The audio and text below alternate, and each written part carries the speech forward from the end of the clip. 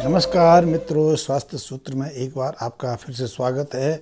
और आज का मेरा विषय है कि मेडिकल इमरजेंसी इतनी तेज़ी से क्यों बढ़ रही है, क्यों अनायास लोगों के सामने आपातकालीन गंभीर स्थितियां पैदा हो रही हैं स्वास्थ्य को लेकर। और स्वास्थ्य को लेकर अचानक स्वस्थ व्यक्ति गंभीर रूप से बीमार पड़ जाता है, उसे इमरजेंसी हालात में किसी बड़े अस्पताल में, किसी बड़े इंस्टीट्यूट में भर्ती करना पड़ता है। तो ऐसी मेडिकल इमरजेंसी क्यों तेज़ी से बढ़ रही हैं, आज हम इसी विषय पर बात करते हैं। आपने देखा होगा कि जैसे कि हम कोरोना को लेके 1.5-2 साल से कोरोना लेके हम बहुत परेशान हैं और करोड़ों लोग कोरोना से प्रभावित हुए। ज़्यादातर लोग जो घर में रहे, जिन्होंने देसी नुस्खे अपनाए, जिन्होंने साधारण उपचार किया, वो सब स्वस्थ हुए। ज़्यादातर लोग उनमें से स्वस्थ होकर बाहर निकले। लेकिन जिन लोगों ने मेडिकल हेल्प ली, जो बड़े अस्पतालों में भर्ती हुए, जिन्होंने बड़े अस्पतालों में बड़े डॉक्टरों से कंसल्ट किया, वो लोग गंभीर आपदाएं, गंभीर स्थितियां लेके घर लौटे। और ज़्यादातर ऐसे लोगों को अनायास ट्रीटमेंट के दौरान अपनी मृत्यु का सामना करना पड़ा। इसी तरह आप देख रहे हैं आजकल डेंगू का बहुत प्रकोप है। डेंगू हम बहुत सालों से सुनते हैं, 12-15 सालों से तो हमारे देश में डेंगू का काफ़ी प्रकोप है। लेकिन इतनी मृत्यु दर नहीं थी, इतनी गंभीर हालत नहीं थी, इतनी जो डेंगू के कारण जो कॉम्प्लिकेशन थी, जटिलताएं हम नहीं सुन रहे थे। इसी तरह देखें तो डेंगू का अस्तित्व तो सैकड़ों सालों से है। डेंगू का अस्तित्व तो मलेरिया के साथ में रहता है, चिकनगुनिया के साथ में रहता है, और जो मच्छर के कारण जो बीमारियां फैलती हैं उनके साथ में रहता है। इस तरह देखें तो डेंगू का अस्तित्व तो सैकड़ों सालों से है।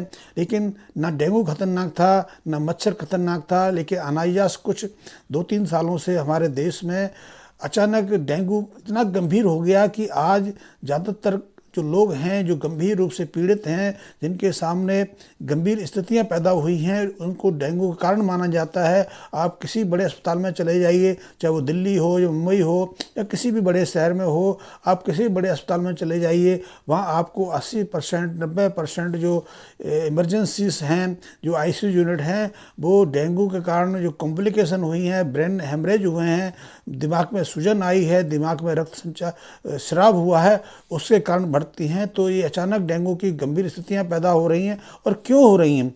डेंगू हो या कोरोना हो या दूसरे हो, अचानक बढ़ी हैं। मैं कुछ उदाहरणों से, क्योंकि ऐसे उदाहरण पिछले 1.5 महीने में मेरे सामने 50 लोगों के आए, जो मेरे निकट संबंधियों के थे, मित्रों के थे, मेरे पारिवारिक सदस्यों के साथ में थे, मेरे अड़ोसी पड़ोसी थे, जान पहचान वाले थे, जिनको अनायास घंटों भर में ऐसी आपातकालीन स्थिति का सामना करना पड़ा। आपके साथ भी ऐसा रहा होगा, आपने भी ऐसी घटनाएं सुनी होंगी, और आपने भी अपने अड़ोस पड़ोस में, अपने रिश्तेदारियों में, मित्रों में ऐसे अनायास घटनाओं के समाचार सुने होंगे। तो आप भी हतप्रभ हो जाएंगे कि ऐसी स्थिति क्या हो गई कि आज हम अनायास मेडिकल इमरजेंसी इतनी देर से बढ़ने लगी हैं।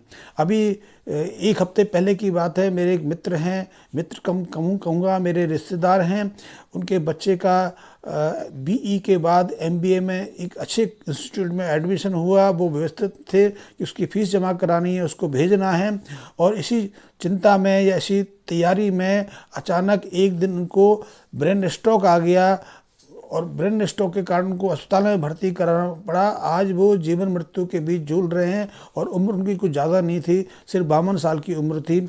उससे पहले बिल्कुल स्वस्थ थे, नौकरी करते थे, एक फार्मास्यूटिकल कंपनी में एक अच्छी पोस्ट पे थे, और एक अच्छे शहर में दिल्ली में उनकी पोस्टिंग थी। दिल्ली में वो सैकड़ों अस्पतालों से साथ संबंधित थे, सैकड़ों डॉक्टर्सों को जानते थे, और उसके बावजूद भी उन्हें अनायास एक पल के अंदर ऐसी गंभीर स्थिति का सामना करना पड़ा कि वो आज मेडिकल इमरजेंसी में हैं, जीवन मृत्यु के बीच झूल रहे हैं। उनको कई कॉम्प्लिकेशन उसके बाद आ गई हैं। ब्रेन में ब्लीडिंग के कारण क्लोट बन गया है, एक शरीर का हिस्सा काम नहीं कर पा रहा है, किडनी में भी परेशानियां आ रही हैं, बीपी की समस्या भी उनको हो गई है, और मालूम नहीं आगे क्या कुछ हो सकता है।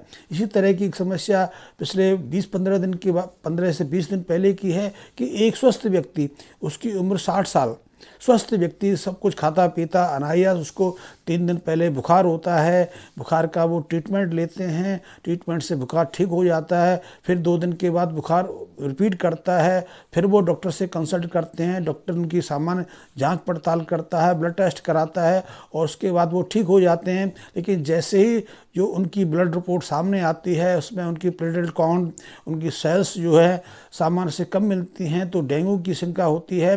डॉक्टर तत्काल कहता है कि उनको 1-2 दिन भर्ती रखना पड़ेगा। उनको प्लाज्मा थेरापी दी जाती है, प्लेटलेट सेल्स चढ़ाए जाते हैं, वो रिकवर करते हैं और उसी रिकवरी में जिस दिन उनको छुट्टी लेनी है उनको हॉस्पिटल के अंदर ही बेड के ऊपर ही कई तरह की गंभीर समस्याएं हो जाती हैं।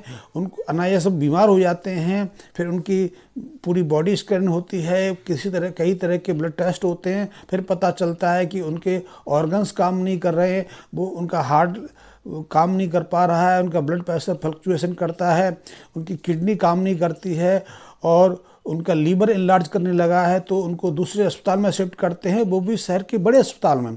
वहाँ फिर उनको एक सीवियर अटैक आता है, उसके बाद उनका जो होश है वो गायब होने लगता है। घर से वो स्वस्थ गए और 4 दिन के अंदर अंदर वो गहरी बेहोशी में चले गए। फिर सीटी स्कैन कराया जाता तो पता लगता है कि उनके मस्तिष्क में भी गंभीर क्लोट आ गए हैं और इसकी इमरजेंसी के लिए, इसके उपचार के लिए उनको एक बड़े अस्पताल में शिफ्ट करना है। तो बड़े अस्पताल भी लेके गए, वहाँ 24 घंटे ठीक रहे। अस्पताल ने एश्योरेंस किया कि अब वो सामान्य रूप से ठीक हो रहे हैं, सारी जो ऑर्गन्स उनके धीरे धीरे सामान्य काम करने लगे हैं। सिर्फ एक माइनर ब्रेन सर्जरी करनी पड़ेगी और सर्जरी से ठीक 1 घंटा पहले वो डॉक्टर्स या वहाँ का जो स्टाफ बताता है कि अचानक उनका ब्लड प्रेशर गिरने लगा है, हम उसको कवर करने की कोशिश कर रहे हैं और आज नहीं कल ऑपरेशन होगा। और कल वो कभी नहीं आता, वो 12 घंटे भी उसके बाद जिंदा नहीं रहते। अस्पताल में देखे स्वस्थ व्यक्ति की 3 दिन के अंदर अंदर पूरे बॉडी ऑर्गन्स फेल हो जाए, ऐसा संभावना लगती तो नहीं है। कोई बीमारी हो, ज़्यादा समय से बीमार पड़ा हो तो मान सकते हैं कि शरीर के अंगों ने काम करना बंद कर दिया। एक सामान्य बुखार, ऐसे बुखार तो सैकड़ों वर्षों से आ रहे हैं, आप सबने हमने देखा होगा, हमने बचपन में भी देखा होगा, खुद भी हम बीमार रहे होंगे। लेकिन एक छोटे से बुखार के कारण सारा शरीर काम करना बंद कर दे और वो भी अस्पताल में डॉक्टरों की देख रेख में, विशेषज्ञों की देख रेख में। कई तरह के टेस्ट होते हैं, लाखों रुपए इस दरमियान 7-8 दिन के भीतर खर्च हो जाते हैं और एक स्वस्थ व्यक्ति हमारे सामने, हमारे एक परिजन हमारे सामने हमारे हाथ से निकल जाता है। ऐसी बहुत सारी इमरजेंसी रहती हैं, बहुत सारे केस देखने को मिलते हैं। अभी मेरे किसी मित्र ने बताया कि उसका 22 साल का बच्चा 3 दिन बुखार रहा और फिर उस बुखार के बाद उन्होंने डॉक्टर से कंसल्ट किया तो डॉक्टर ने कहा आज रात को उसको एडमिट करते हैं। और एडमिट किया, ट्रीटमेंट शुरू हुआ, सारे परीक्षण हुए, सारे परीक्षणों में कुछ एबनॉर्मलिटी थी, ज़्यादातर सामान्य थे। फिर अचानक वो उसकी मृत्यु हो जाती है, उसके ऑर्गन काम नहीं करते। वैसे भी आपने देखा होगा कि अस्पताल में ज़्यादातर लोग, कुछ लोग तो गंभीर हालत में जाते हैं, बेहोशी में जाते हैं, अनकॉन्शियस स्थिति में जाते हैं, ज़्यादातर लोग तो होश में जाते हैं, चल के जाते हैं, अपने वाहन से जाते हैं, अपनी कार से जाते हैं। लेकिन अस्पताल में पहुंचते 2-4 दिन में जैसे ही उनका ट्रीटमेंट शुरू होता है उनके ऑर्गन्स जवाब देने लग जाते हैं। अस्पताल में एक मरीज जाता है कि उसको दर्द होता है पेट में और वहाँ पता लगता है कि वो पेट में दर्द तो है ही है, उसको प्रोस्टेट का ऑपरेशन करना पड़ेगा या उसको किडनी में स्टोन है या गॉल ब्लैडर में स्टोन है या उसको कुछ और है, उसका ट्रीटमेंट करना पड़ेगा। इसी फेर में देखते देखते उसके सारे ऑर्गन फेल होने लग जाते हैं। एक डायबिटिक का मरीज है, इसका घाव ठीक नहीं होता, अस्पताल जाता है, वहाँ देखा जाता है कि उसकी डायबिटीज 300-350 है। तो 2-4 दिन भर्ती रख के उसको ड्रेसिंग करेंगे तो ठीक हो जाता है। फिर उसी दरमियान टेस्ट होते हैं, परीक्षण होते हैं तो पता चलता है कि उसकी तो किडनी भी पूरी तरह काम नहीं कर रही है, उसका ब्लड प्रेशर भी घटता बढ़ रहा है, उसका हार्ट भी अब नॉर्मल है। ऐसी बहुत सारी समस्याएं आती हैं। लेकिन प्रश्न वही आता है कि इतनी गंभीर समस्याएं कैसे हो रही हैं। हम सामान्य लोग थे, सामान्य रहते रहे हैं, हजारों सालों से सामान्य रहते हैं, लेकिन पिछले 15-20 साल में आप ओवरऑल रिकॉर्ड देखेंगे तो अनायास घर पे आदमी स्वस्थ रहता है, सामान्य या तो सामान्य रूप से थोड़ा बहुत बीमार रहता है। लेकिन जैसे ही वो अस्पताल में जाता है, किसी बड़े डॉक्टर से कंसल्ट करता है, बड़े किसी इंस्टीट्यूट में भर्ती होता है, वहाँ उसकी हालत स्थिर नहीं रहती, वहाँ उसकी जो स्वास्थ्य है दिनों दिन बिगड़ने लगता है। इलाज किसी एक चीज़ का शुरू किया जाता है और धीरे धीरे हफ्ता 10 दिन में उसमें कई बीमारियाँ निकल आती हैं। उसके जो अंग हैं धीरे धीरे अब नॉर्मल घोषित कर दिए जाते हैं, फेल घोषित कर दिए जाते हैं। ऐसा क्या हो रहा है? समझ से परे है, क्योंकि ये वो देश है, और देश नहीं, अभी भी हमारे यहाँ हमारे साथ में हमारे लोगों के हमारे संपर्क में हैं जो 80-90 साल के हैं। वो एक बार भी डॉक्टर के पास नहीं गए, एक बार भी अस्पताल में भर्ती नहीं हुए। वो खुद सुख हैं, स्वस्थ हैं, निरोगी हैं, सामान्य कामकाज करते हैं, नियमित रूप से 2-4-5 किलोमीटर घूम भी लेते हैं, थोड़ा बहुत वजन भी उठा लेते हैं, अच्छा खाते पीते हैं जैसा कि एक सामान्य व्यक्ति खाता पीता है। लेकिन हम में से ज़्यादातर लोग सामान्य है ही नहीं। हम में से ज़्यादातर लोग 50 की उम्र तक पहुँचते पहुँचते अपने को बूढ़ा मानो अनुभव करने लगते हैं, रिटायरमेंट जैसा अनुभव करने लगते हैं। लेकिन एक सामान्य व्यक्ति जो इलाज नहीं लेता, डॉक्टर्स के पास नहीं जाता, वो स्वस्थ रहता है। अब आप कहोगे कि इस जो मेडिकल इमरजेंसीज का समाधान क्या हो सकता है, तो मैं तो अपना सुझाव बाद में दूंगा। लेकिन स्वास्थ्य विशेषज्ञ कहते हैं इसके लिए हमें नियमित रूप से चेकअप कराना चाहिए, नियमित रूप से डॉक्टर से कंसल्ट करना चाहिए। लेकिन नियमित रूप से जो कंसल्ट करते हैं, नियमित रूप से जो जांच कराते हैं, उन्हीं को ये परेशानी आती है। उनको तो परेशानी नहीं आती जो डॉक्टर से दूर भागते हैं, जो डॉक्टर से कंसल्ट नहीं करते, जो दवाएँ नहीं लेते, क्योंकि वो तो स्वस्थ हैं। उनको किसी तरह की गंभीर बीमारी नहीं आती, कोई ऐसी समस्या का सामना नहीं करना पड़ता। ये समस्या उन्हीं के सामने आती हैं जो डॉक्टरों के बीच में रहते हैं, डॉक्टरों से कंसल्ट करते हैं, नियमित रूप से चेकअप कराते हैं और आवश्यकता अनुसार दवाएं भी लेते रहते हैं। फिर भी उन्हें अचानक बैठे बैठे हार्ट अटैक आ जाता है, अचानक ब्रेन स्ट्रोक हो जाता है, या फिर उनका पेशाब बंद हो जाता है तो किडनी फेलिंग की कंडीशन बन जाती है। अचानक कोई गांठ बन जाए या उसका स्कैनिंग कराई जाए तो पता चलता है उसके शरीर में गांठ है, गांठ का बायोप्सी कराते हैं तो घोषित कर देते हैं कैंसर की गांठ है। और वो उसी चक्कर में, उसी इलाज में, उसी प्रोसेस में एक दिन सब कुछ खो के अपना जमा पूंजी खर्च करके असह्य संसार से विदा हो जाता है। तो ऐसी मेडिकल इमरजेंसी क्यों आ रही हैं, इसमें सोचने का विषय है, गंभीर समस्या है। और ऐसी समस्या किसी के सामने आ सकती है, बैठे बैठाई भी आ सकती है। आप लाख जांच कराएं, लेकिन आपकी मेडिकल इमरजेंसी आपको सुरक्षित नहीं रख सकती। आपकी मेडिकल इमरजेंसी आपका इंतजार कर रही है। इस पर गंभीरतापूर्वक सोचने का विषय है। ये स्वास्थ्य का विषय सिर्फ स्वास्थ्य विशेषज्ञों के लिए नहीं है कि स्वास्थ्य विशेषज्ञ तो कुछ नीतियाँ बना के, कुछ निर्देश दे के, कुछ उपदेश दे के अलग हो जाते हैं, लेकिन भोगना तो आम पब्लिक को पड़ता है, हम और आपको करना पड़ता है। हम जीवन भर की कमाई अनायास कुछ हफ्ते में अस्पताल में जमा करा देते हैं, फिर भी हमारा जीवन सुरक्षित नहीं रहता। यदि जीवन बच के भी आ जाए तो भी मान लिया जाए, लेकिन ऐसे जो बड़े अस्पताल हैं, बड़े इंस्टीट्यूट्स हैं, वह लाखों रुपए खर्च करके भी जीवन सुरक्षित की कोई गारंटी नहीं है। गारंटी सिर्फ 5%, 7% लोगों की है। 5-7% लोग ही वहाँ से सुरक्षित, स्वस्थ, निरोगी नहीं, स्वस्थ होकर ठीक होकर वापस लौटते हैं और उनके साथ भी कई तरह की समस्याएं जुड़ी रहती हैं। उसके बाद भी उन्हें रेगुलर चेकअप कराना पड़ता है, रेगुलर मेडिसिन लेनी पड़ती है, रेगुलर उन इंस्टीट्यूट और डॉक्टर्स के संपर्क स्थापित रखना पड़ता है। तो ऐसी मेडिकल इमरजेंसी क्या हो सकती है?